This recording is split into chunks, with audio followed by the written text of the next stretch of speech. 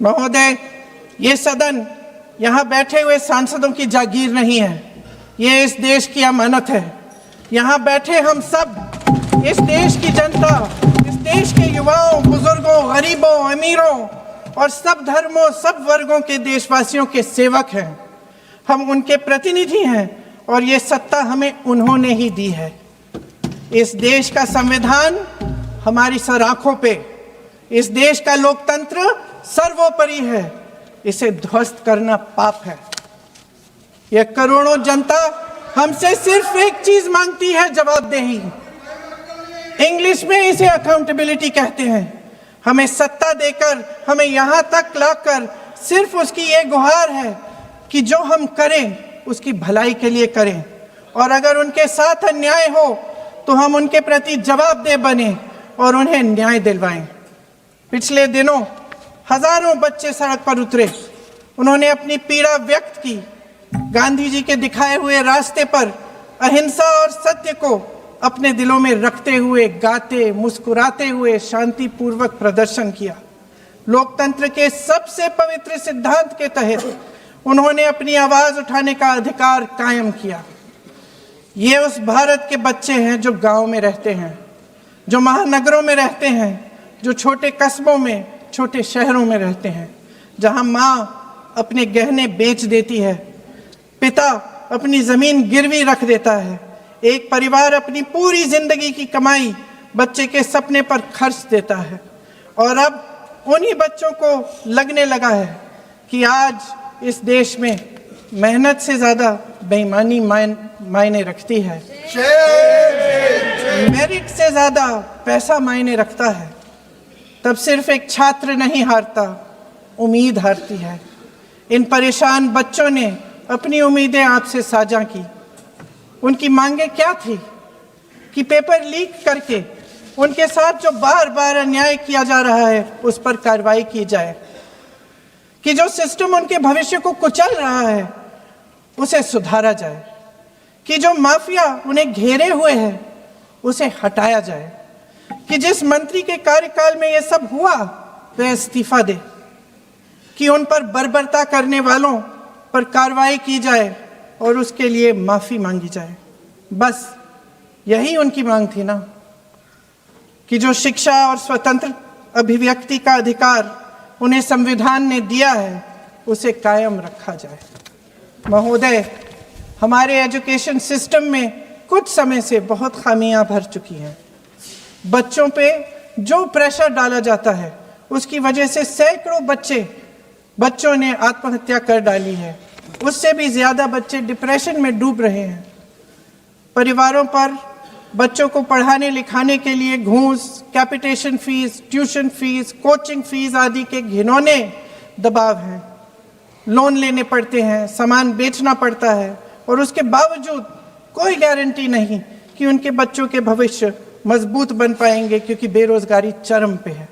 आपका गुस्सा जस्टिफाइड है, आपकी पेन रियल है और आपको एग्जामिनेशन सिस्टम से जो कंप्लेंट है वो कंप्लेंट भी जेन्युइन है। Your voice matters. और जब आपने अपनी चिंता व्यक्त करी, अपना दर्द बताया, when you demanded, the honourable prime minister heard that demand, not just as a prime minister but also as a guardian, परिवार के मुखिया की तरह उस बात को सुना। Students demanded, government acted, historic decisions taken, systems changed. Sir, जब एक स्टूडेंट नीट जैसे पब्लिक एग्जाम की प्रिपरेशन करता है तब वो अकेला तैयारी नहीं करता, उसका पूरा परिवार प्रिपरेशन करता है। माँ अपनी छोटी छोटी जरूरतें रोक देती है, घर का बजट कम करती है, पिता फैमिली की सेविंग्स को कोचिंग फीस, रेंट और टेस्ट सीरीज पे खर्च करता है, फैमिलीज को लोन तक लेना पड़ता है, और स्टूडेंट खुद कोटा, जयपुर, चंडीगढ़, दिल्ली, पटना जैसे शहरों में जाकर घर से दूर रहता है, दिन में 18-18 घंटे पढ़ता है, रात 2 बजे तक पढ़ाई करता है और फिर अलार्म लगाकर सुबह 5 बजे क्लासेस के लिए उठ जाता है। परिवार से दूर, कोई सोशल लाइफ नहीं, कोई त्योहार फेस्टिवल नहीं, सोशल मीडिया, फ्रेंड से दूर, और अपनी स्लीप और अपनी हेल्थ से भी कॉम्प्रोमाइज करता है, क्योंकि उसे पता है कि जब वो पेपर लिखेगा तो सिर्फ पेपर नहीं, अपनी फैमिली के लिए एक बेटर फ्यूचर लिखने जा रहा है। और फिर एक दिन एग्जाम की तारीख पर उसे पता लगता है कि 3 साल से वो जिस पेपर की तैयारी कर रहा था वो पेपर किसी ने पहले ही पैसे देकर हासिल कर लिया, पेपर लीक हो गया। और इस समय सर सिर्फ पेपर लीक नहीं होता, उस स्टूडेंट का मेहनत, उसकी ड्रीम्स, उसकी सेल्फ बिलीफ, उसका ट्रस्ट, उसकी एस्पिरेशंस, ये सब लीक होती हैं और उसकी मेंटल और फिजिकल हेल्थ पे असर पड़ता है। I understand that pain sir, because मैं खुद भारत के अभी कुछ साल पहले ही भारत के एक पब्लिक एग्जामिनेशन सिस्टम का स्टूडेंट रहा, चार्टर्ड अकाउंटेंसी का। And sir, because I have spent enough time in this house critiquing the government, I have earned the right to say my next sentence with full conviction and sincerity कि जब बात students की आई, when it came to our students and the youth of India, the government heard, the government actioned and the government delivered. Students का feedback लिया, students की demands को honour किया और ये डेमोन्स्ट्रेट किया कि सरकार स्टूडेंट्स के साथ खड़ी है। जिस उम्मीद के साथ स्टूडेंट्स ने अपनी मांग प्राइम मिनिस्टर साहब के सामने रखी, उस चिंता को, उस दर्द को समझते हुए तमाम एक्शन लिए गए, तमाम स्टेप्स लिए गए, जैसे कि शॉर्ट टर्म और long term steps. Number 1, paper leak के बाद इमीडिएटली री एग्जाम कराया गया ताकि साल बर्बाद ना हो। जांच सीबीआई को सौंपी, एसआईटी का गठन हुआ, स्पेशल इन्वेस्टिगेशन टीम, जिसने 13 लोग मेन किंगपिन समेत गिरफ्तार किए। मात्र 75 दिन में, आज से 2 दिन पहले जब 75 दिन पूरे हुए जांच के, चार्जशीट भी फास्ट ट्रैक कोर्ट में दर्ज करा दी गई, जांच को महीनों सालों लटकाया नहीं।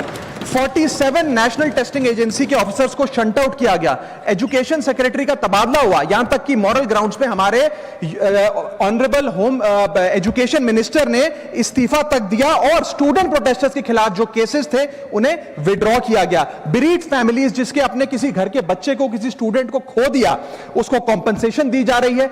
एग्जाम सिक्योरिटी प्रोटोकॉल्स को स्ट्रेंथन किया जा रहा है और अगली बार से यह नीट का पेपर ओएमआर शीट से नहीं बल्कि फुल्ली कंप्यूटर बेस्ड टेस्टिंग से कराया जाएगा ताकि remotest chance of paper leak भी एलिमिनेट कर दिया जाए। इसी के साथ साथ सरकार ने एक हाई पावर टास्क फोर्स का गठन किया है जो फर्दर रिफॉर्म्स अंडरटेक करेगी कि भारत के पब्लिक एग्जामिनेशन सिस्टम की इंटेग्रिटी को कैसे प्रिजर्व और प्रोटेक्ट किया जाए, और इसमें इंडिया के मोस्ट अक्लेम्ड एक्सपर्ट्स जैसे कि नंदन नीलकनी साहब को समिति में डाला गया है। इसी के साथ साथ डेटरेंस क्रिएट करने के लिए, अपराधी के मन में खौफ पैदा करने के लिए एक ऐसा कानून लेकर आज सरकार सदन में आई है जिसके पास होने के बाद कोई अपराधी सपने में भी यदि पेपर लीक करने का सोचेगा तो उसकी रूह कांप जाएगी। पहली चीज, पेपर लीक को एक इंडिविजुअल द्वारा किया गया क्राइम नहीं बल्कि एक ऑर्गेनाइज्ड सिंडिकेट नेटवर्क द्वारा किए गए क्राइम के तौर पे ट्रीट किया जाएगा, जिसमें इनसाइडर हो, कोचिंग माफिया हो, लॉजिस्टिक वेंडर हो, प्रिंटिंग प्रेस हो, सॉल्वर गैंग हो, एग्जाम ऑफिशियल्स हो, सब पर कार्रवाई होगी। सबको दोषी करार देने के बाद, गिल्टी करार देने के बाद 10 साल तक की जेल होगी और 10 करोड़ रुपए तक का जुर्माना लिया जाएगा। सारे ऑफेंसेस को cognizable, non bailable, non compoundable बनाया गया। एक स्पेशल टास्क फोर्स का गठन किया गया कि अब कभी भी यदि पेपर लीक की संभावना भी उत्पन्न होती है तो यह स्पेशल टास्क फोर्स जांच करेगी और यह इन्वेस्टिगेशन सालों साल नहीं लटकाई जाएगी। 2 महीने के अंदर अंदर से इस इन्वेस्टिगेशन को कंप्लीट करना होगा। और इसी के साथ साथ फास्ट ट्रैक कोर्ट्स का गठन किया जो यह इंश्योर करेंगे कि इसमें स्पीडी ट्रायल हो, डे टू डे ट्रायल हो, स्पेशल पब्लिक प्रोसिक्यूटर होगा, 3 महीने में पनिशमेंट सुनाई जाएगी। सर, मैं बता दूं, हमारे देश में fast track courts heinous crimes के लिए बने हैं, जैसे कि क्राइम्स अगेंस्ट वुमेन, रेप और पॉस्को जैसे अपराध के लिए। आज हमने पेपर लीक को उस हीनियस क्राइम्स की कैटेगरी में ला खड़ा किया है सर।